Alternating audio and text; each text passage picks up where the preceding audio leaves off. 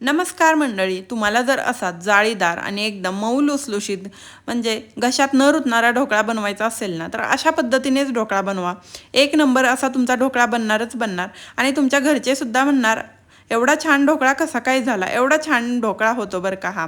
तुम्हाला बघूनच असं वाटत असेल ना, किती मऊ लुसलुशीत आणि सॉफ्ट ढोकळा बनला आहे. आता तुम्ही कट करताना सुद्धा तुम्हाला दिसत असेल की किती असा स्पॉन्जी ढोकळा झाला आहे. तर काय करायचं आहे, चला प्रोसेस बघू. इथं ना एक भांडं घेतलं आहे, त्याच्यात मी 1 वाटी इथं रेशनिंगचे तांदूळ घेतले आहे.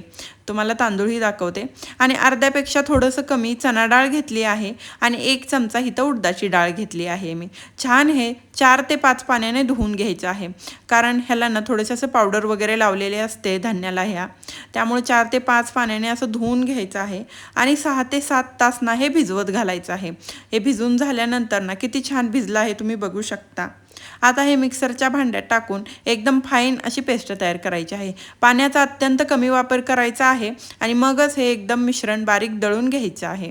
आता जे आपण भिजत घातलेलं होतं तेच पाणी इथं वापरलं म्हणजे पीठ फर्मंट व्हायला थोडीशी जास्त मदत होते. आता पाणी किती वापरलं तुम्ही बघू शकता. एकदम कमी पाण्याचा वापर करून हे मी एकदम छान बारीक दळून घेतलं आहे. आता हे बॅटर ना एका बाउलमध्ये काढून घ्यायचं आहे. अशाच पद्धतीने सगळं मी बॅटर तयार करून घेतलं आणि छान असं फेटून घ्यायचं आहे. आता हे सुद्धा 8 ते 9 तास ना फर्मंट करायला ठेवून द्यायचं आहे, कारण थोडे थंडीचा म्हणजे आत्ता पावसाळ्याचा दिवस आहे, थंड वातावरण आहे, त्यामुळे फर्मंट व्हायला थोडासा वेळ लागतो. तरीही तुम्ही बघू शकता एकदम छान पिठाला आतून जाळी सुटली आहे. खूप म्हणजे खूप छान हे पीठ फर्मंट झालं आहे. आत्ता तुम्हाला हे पीठ घट्ट वाटत असेल, पण ह्याच्यात ना पाणी घालायची अजिबात गरज नाही. तुम्हाला पुढे समजेल की का गरज नाही पाणी घालायची. आता हे सुद्धा छान असं फेटून घ्यायचं आहे. आता पुढची प्रोसेस आपण आधीच करून घेऊ. ताटाला ना छान असं तेल लावून घ्यायचं आहे, म्हणजे परत आपली घाई होणार नाही. तुम्ही बघू शकता ह्याच्यात ना एवढ्या प्रमाणासाठी 1 पळी एवढं मी दही ह्याच्यात घातलं आहे. छान असं फेटून घ्यायचं. दही घातल्यानंतर हळद टाकून घेतली, मीठ टाकून घेतलं आणि मिरची बारीक कुटलेली टाकून घेतली आणि 1 चमचा एवढं तेल टाकून घेतलं. छान असं हे मिक्स करून घ्यायचं आहे. आत्ताच सगळे एकजीव करून घ्यायचं, म्हणजे नंतर जास्त फेटायची गरज पडत नाही. आत्ताच एकदम असं एकजीव फेटून घ्या तुम्ही. तर इथं छान असं फेटून घेतलं आहे. आता तुम्ही पीठ बघू शकता किती पीठ हे पातळ झालं आहे. तोपर्यंत काय करायचं आहे, कढईत पाणी टाकून ना पाणी ठेवून गरम करायला कढई ठेवून द्यायची आहे. आता इनोचा इथं 1 सॅशे टाकला, एकदम थोडंसं पाणी टाकून घेतलं. ही प्रोसेस अगदी झटकीपट अशी करायची आहे. इथं बघू शकता इनो टाकल्यानंतर पीठ किती छान असं फुललं आहे. आता इनो टाकून घेतला, नंतर आपण ताटाला जे तेल लावलं होतं ना त्याच ताटात पटकन असं हे सगळं टाकून घ्यायचं आहे. 2 ते 3 मिनिटात ही सगळी प्रोसेस झाली पाहिजे. जर तुम्हाला वेळ झाला तर तुमचा ढोकळा असा फुलणार नाही. थोडंसं असं टॅप करून घेतलं.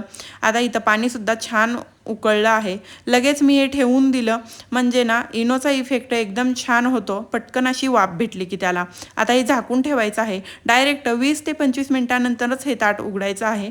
अगदी बारीक गॅसवर हे सगळी प्रोसेस करून घ्यायची आहे. अजिबात फुल गॅस करायची गरज नाही. इथं बघू शकता मी इथं 20 ते 25 मिनिटानंतर ना उघडून बघितलं आणि तुम्हाला नाईफही त्याच्यात घालून दाखवते. एकदम क्लीन अशी नाईफ आली आहे. एकदम छान असा ढोकळा बनला आहे. इथं आता मी ह्याच्यावर तुम्हाला ढोकळा ना मी गरम असतानाच दाखवते, साईडनं असा मनानंच सुटत आहे.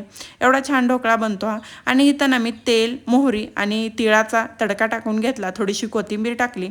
आता हा ढोकळा खोबऱ्याच्या चटणीबरोबर, सॉसबरोबर किंवा चिंचेच्या कोळ्याबरोबर एकदम छान लागतो, किंवा असाच जरी खाल्ला ना तरी खूप म्हणजे खूप छान ढोकळा लागतो. तुम्हाला किती फुलला आहे तुम्हाला दिसतच असेल. कापताना सुद्धा एकदम सॉफ्ट मऊ लुसलुशीत असा ढोकळा झाला आहे.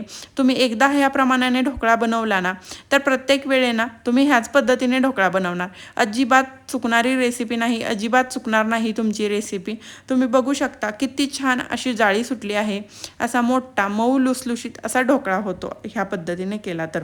आता तुम्हाला व्हिडिओ आवडला तर नक्की लाईक करा, कमेंट करा आणि सबस्क्राईब करा. आणि ह्या पद्धतीने तुम्ही जर ढोकळा बनवला ना तर मला नक्की कमेंट करून सांगा तुमचा ढोकळा कसा झाला. तर महत्त्वाची टीप म्हणजे इथं ना कढईत पाणी टाकून ना सगळ्यात मेन म्हणजे ती गोष्ट आहे की तुम्ही पाणी गरम करायला ठेवून द्यायचं आणि इनो टाकल्यावर पटकन ती प्रोसेस करायची आहे. मग तुमचा ढोकळा 1 नंबर होणार.